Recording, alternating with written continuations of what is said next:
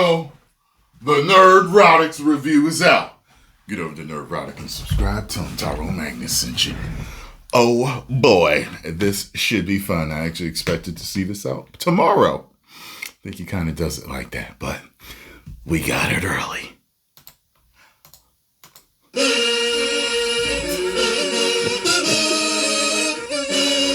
That's what it's more like now. Absolutely. Absolutely. Is that a damn kazoo? Bunch of kazoos. Save the MCU. Wonderful performances from the entire cast. I don't think so. Lawrence Pugh, Lewis Pullman, and David Harbour. I can't wait to watch this. Nothing is saved. As many times as I can. Beautiful look at the power of unity in the face of mental health.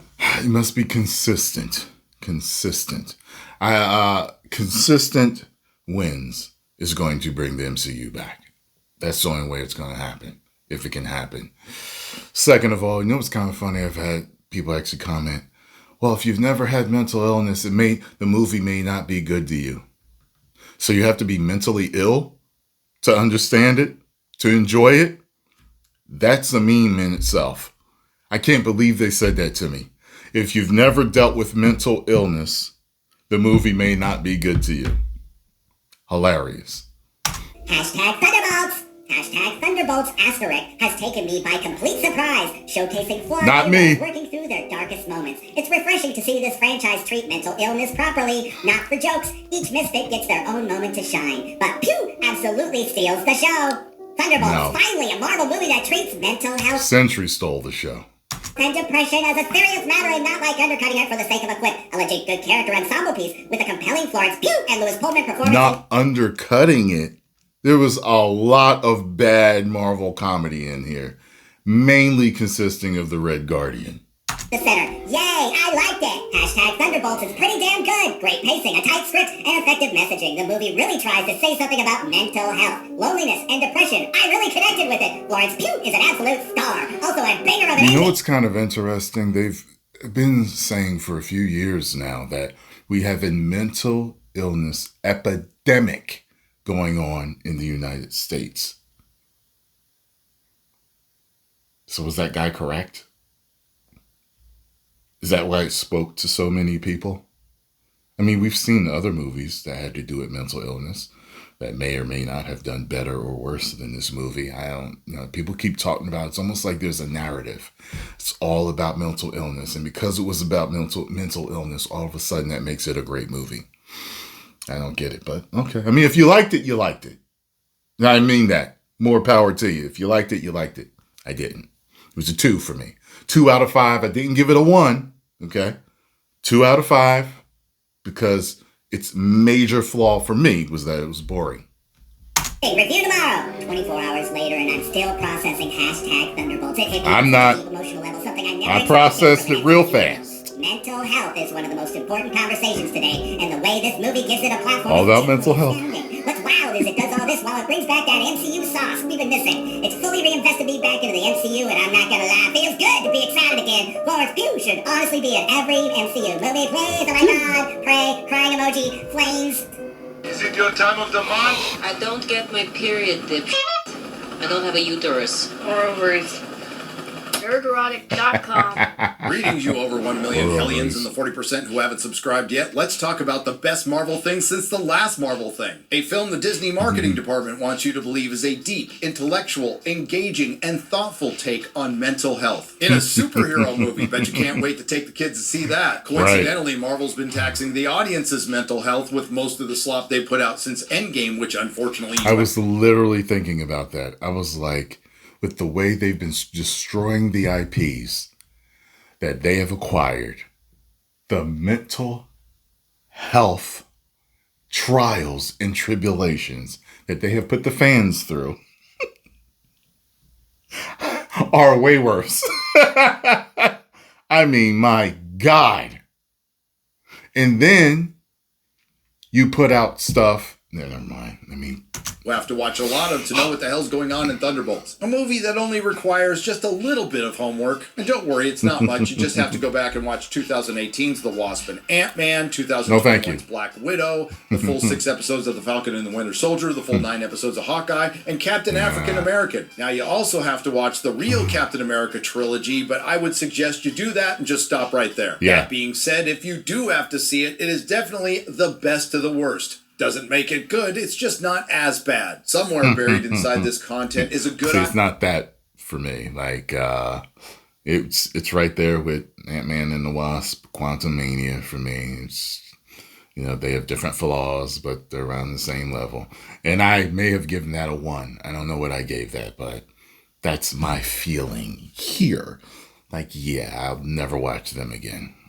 Idea, but unfortunately it comes down to the performance and execution. Am I right, ladies? Because I don't want to bury the lead here. This is not a deep, intellectual, engaging, and thoughtful look at mental health. It's a superficial one, which admittedly is probably the best Marvel can do. You know, you swing for the fences and you whiff. But I will say that's probably a good thing, because the last place on earth you want to take mental health advice from is Hollywood. That being said, Thunderbolts could have worked if they just made a superficial action movie. So the first question you might be asking yourself, oh, check that, this will be the next question after what the hell were they thinking with this movie, is who the hell are the Thunderbolts? They're a team from the Marvel comic books. Remember Marvel Comics? They used to be so much fun. Not so much anymore. Created in the late 90s and led by Citizen V, better known as Baron Zemo. But not to worry, because none of these characters are in the movie. But to be fair, Disney Marvel was thinking of you, dear viewer, because they didn't want you to waste your time reading all those pesky good comic books, so you'd have more time to watch their D-plus crap. Now, why wasn't Daniel Bruhl's Zemo in this? I mean, he's out there. His character is still roughly intact despite being in the Why wasn't he in there? Why wasn't Ghost a man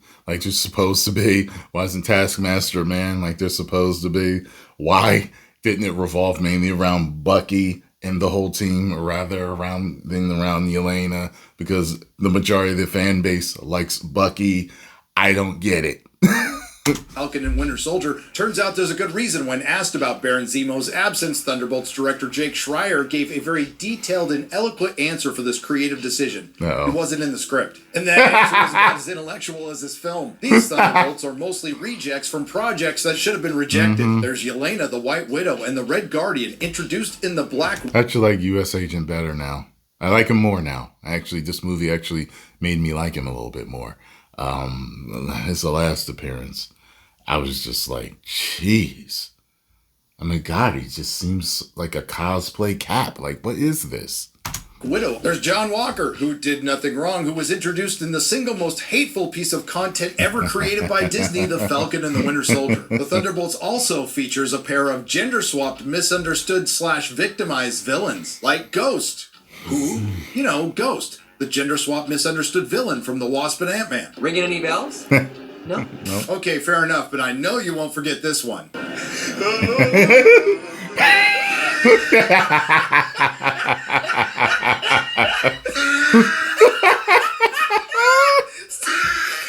So they had a male stuntman in the suit. Why would you do that? Okay.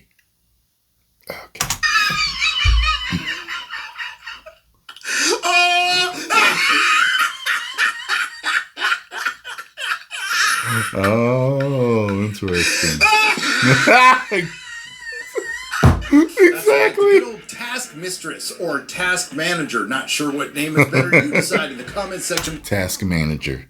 Below. Those of you shout out to the Critical Thinker. 3 characters making up half the Thunderbolts are from Black Widow, a film that was technically about a character who was dead in the universe, and again, one that performed so poorly because Disney Marvel decided to release it day and date, it led to Scarlett Johansson suing them and never returning. But I also happen to mention it's horrible, so why not make the Thunderbolts a piece of content that's trying to be so many things? One more, a sequel to a bad movie. And the team is rounded out by a character we all still like. Bucky, played by Sebastian Stan, who clearly took a paycheck and did the bare minimum, and I don't blame him a bit. Now, you may have heard that the Thunderbolts asterisk, and we'll get to that, is just Marvel's Suicide Squad. And I'm here to say that description is unfair. Where the first Suicide Squad was a ragtag group of supervillains led by one good guy who went on a suicide mission to take on essentially a god. What, we some kind of Suicide Squad. Hashtag release the Ayer cut. Whereas the Thunderbolts are a ragtag group of misunderstood supervillains, anti-heroes, and one good guy who decide to go on a suicide mission to Please release the Ayer cut. Please. take on essentially a god. But wait! There's more! The Suicide Squad is led by a woman who works within a shadowy organization in the government. I forgot he was who's in black. that. And the Wow. Thunderbolts are led by a woman who works within a shadowy organization of the government who's white. In the Suicide Squad, David Harbour doesn't have a beard. In the Thunderbolts, he does have a You see, beard. it's totally different. What, we some kind of... Thunderbolts. I think it's far more accurate to say that the Thunderbolts is Marvel's suicide note, and that woman within a shadowy organization that leads the Thunderbolts is Valentina Allegra de Fontaine, played by Julia Louis-Dreyfus, just like Selena Meyer from Veep, who is easily the worst thing in the content. And let's please keep in mind that I gave you a better background on all of these characters than Marvel they did did. in the Thunderbolts. Yeah. The Avengers are not coming. Who will keep people safe? A little depressed. We can be the ones that are coming. But you have the wrong people. We have all done bad things. I got to ask you guys the question. When you saw that those doors open in the theater, were you waiting for them to start dancing like the Teenage Mutant Ninja Turtles did? And I just was waiting for them to start dancing. I was like, hey, they're going to start dancing right now. I'm depressed. No one here is a hero. You all have things that we regret. But I have so many. Obviously, I'm prone to depression. This team can be the heroes on the Wheaties box.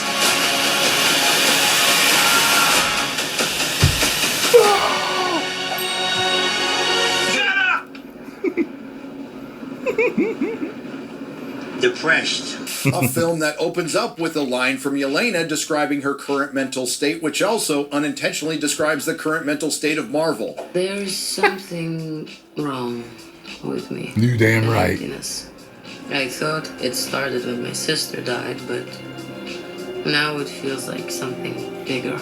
Just a void.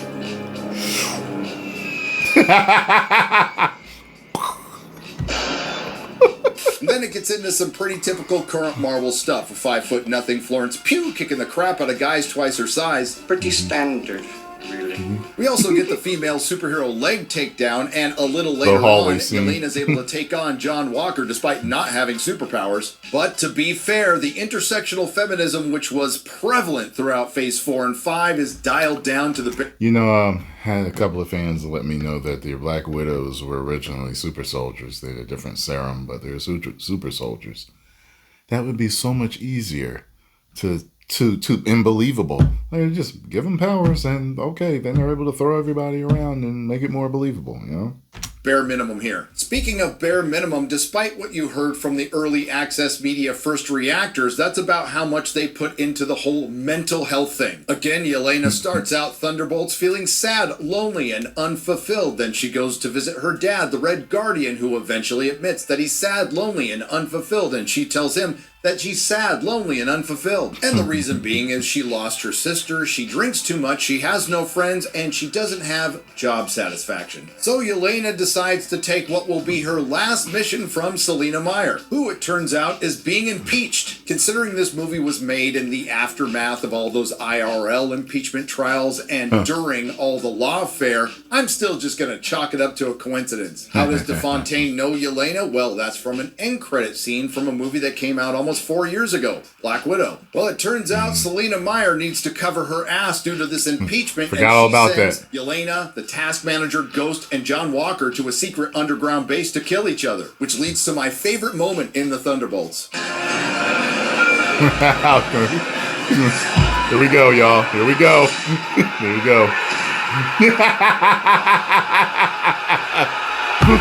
were told there was going to be a shocking death early on in the Thunderbolts, and what it turned out to be is a hilarious one, and not... Yeah, and everybody knew it was coming because, well, there's this, but you didn't see Taskmaster anywhere later on in in the trailers and any other parts. So you just knew. Really shocking at all, considering they had the 5-hour live stream where they announced the cast of Avengers Doomsday, including all the Thunderbolts except for the Task Manager. We also want to consider all the trailers and clips, which quite frankly were all the best bits of this film that she was missing from. And considering how important the Task Except for the Sentry fight. Yeah, they were pretty much all the best parts. Manager was to the Black Widow film and how much they couldn't give a fuck about her in this one, to the point where Yelena just says she had a hard life and she died, and that was after they robbed her corpse. This might be Disney Marvel acknowledging how stupid this character was. If the rest of the movie was the way stuff they did like it, this, sign me up. Too bad it wasn't. I'd say the most frustrating thing about the Thunderbolts is, again, there's some good ideas in here and some legit good scenes. Can we get a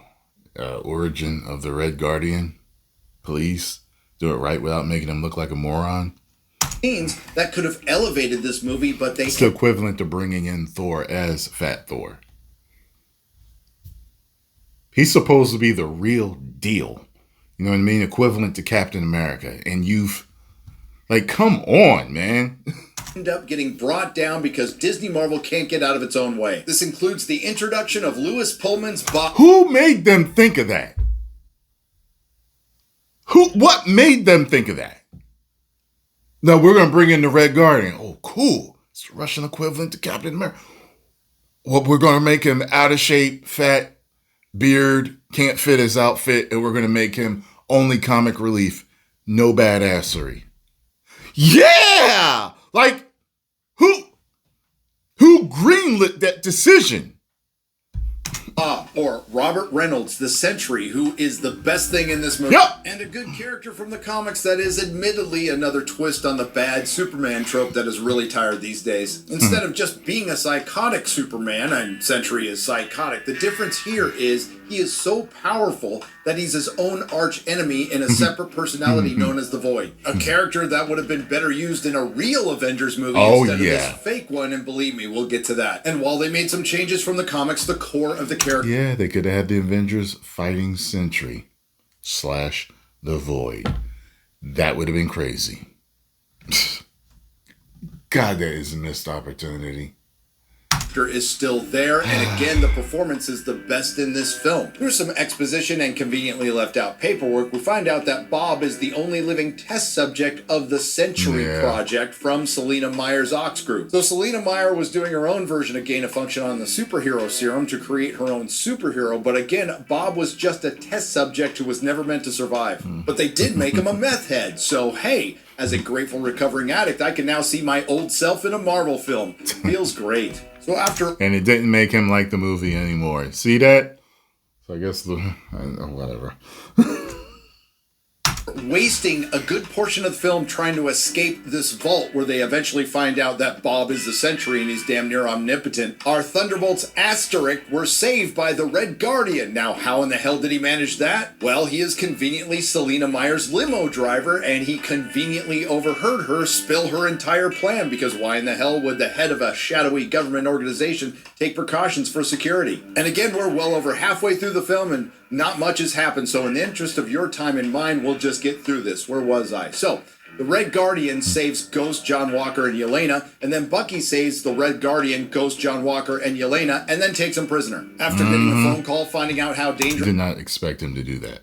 Bob is... Our team of sad and lonely anti-heroes and misunderstood supervillains team up to stop Selena Meyer and save Bob. Thunderbolts is basically two major action set pieces with two minor ones intermingled with a lot of feelings and hallways, culminating in defeating the villain with a group hug. I wish I was kidding, and that's two Marvel films in a row where the villain ends up getting talked down by the hero, and both of those scenes make this one look like Shakespeare.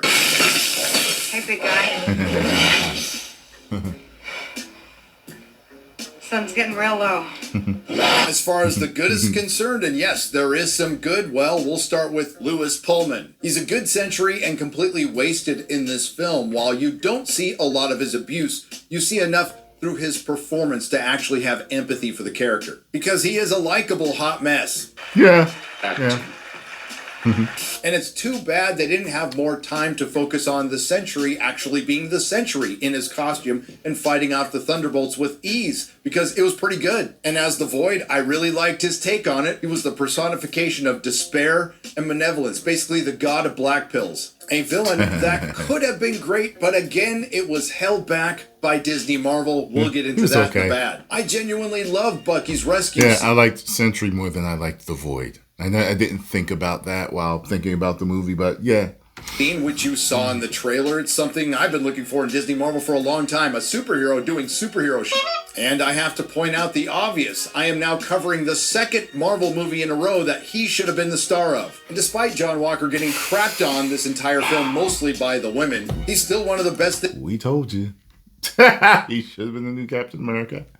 And he should have been the star of this. But okay, guys. Things in it thanks to Wyatt Russell, and no, John Walker did nothing wrong. And there's David Harbour's Red Guardian, who was much better in this than he was in Black Widow, and he has the best dramatic scene between father and daughter where they go a little bit below the surface when it comes to the mental health issue. He's a hero. Lena, when I look at you, I don't see your mistakes. Okay, that was really good. And my second favorite scene, of course, after the task manager getting shot in the head, was the Thunderbolts coming together to save people. I like that part. It was a great moment where they all that come broke together on his to keep back. a That was big cool. chunk of concrete from falling on a diverse woman. They'll sue me. I liked it, but I couldn't help but think. It's funny, when U.S. Agent was holding that, I told Scarlett, I said, watch, the rest are going to come in. It's going to be a family moment of them all saving the situation. Guaranteed. And then all of a sudden you see that, I'm like, told you. There was someone on the other side. Family.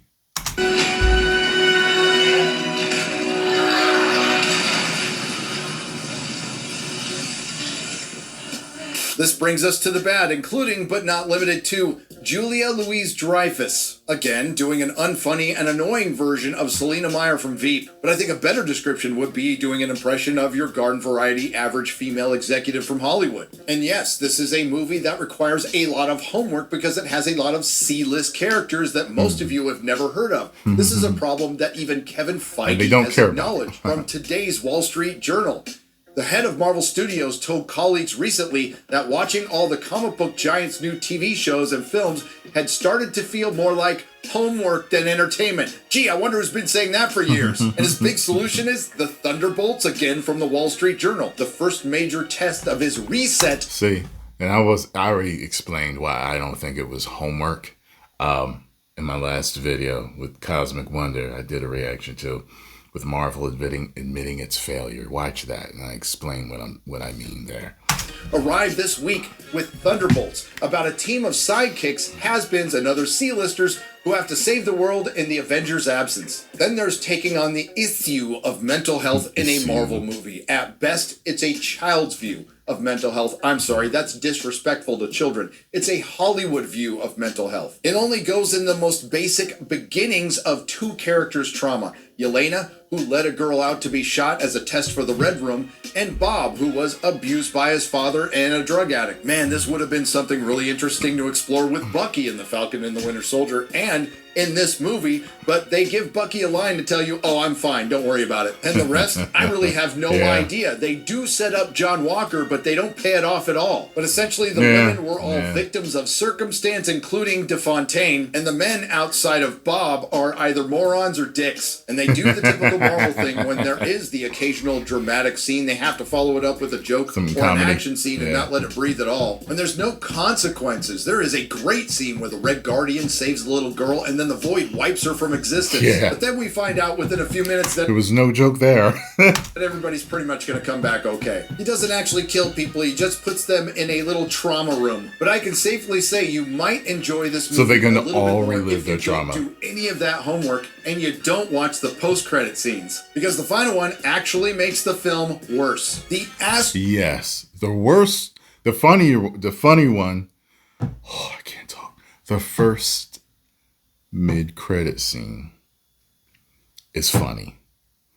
The second one's garbage, as far as I'm concerned. Rick at the end of Thunderbolts is because they become the new Avengers, who are all now working for the woman who tried to kill them, Selena Meyer, which means we're gonna get more Julia Louis-Dreyfus. For some reason, Yelena is the leader of the new Avengers. They see the Fantastic Four ship, and apparently Sam Wilson formed his own Avengers off screen. And now Sam Wilson is pissed off at Bucky and wants to sue them. I guess he finally got that loan. And I thought that final post-credit scene felt a little tacked on, and it turns out it was. It was shot on a different set by a different director 4 weeks ago. What the hell's going on with the timeline of this movie? In Captain African American, which came out 2 months ago, Bucky was just a congressional candidate. Now he's halfway through his term. And as far as Florence Pugh is concerned, well, she wasn't an insufferable girl boss, but she wasn't necessarily good. She's a good actress who wasn't given a lot to work with. The critics have completely overpraised her, and ultimately she was just meh. Like the Thunderbolts, a movie that tried to be so many things, yet it was nothing. I guess the nicest thing I could say about it is it's a passable streaming movie. The bar is pretty low, I'm saying firmly on the ground right now, but Disney Marvel with the Thunderbolts managed to trip over it by making the most 5 out of 10 movie of the year, a superhero film about people who are sad, but not as sad as Marvel. I haven't seen mental health exploited this bad since BetterHelp. Now, there's going to be a lot of talk about superhero fatigue, but there is definitely Marvel fatigue in the sense that Marvel is tired. But don't get too down, kids, because next up is Ironheart, and there is another Marvel movie in the theaters this weekend. Avengers Kang Dynasty. Let me know if it's good.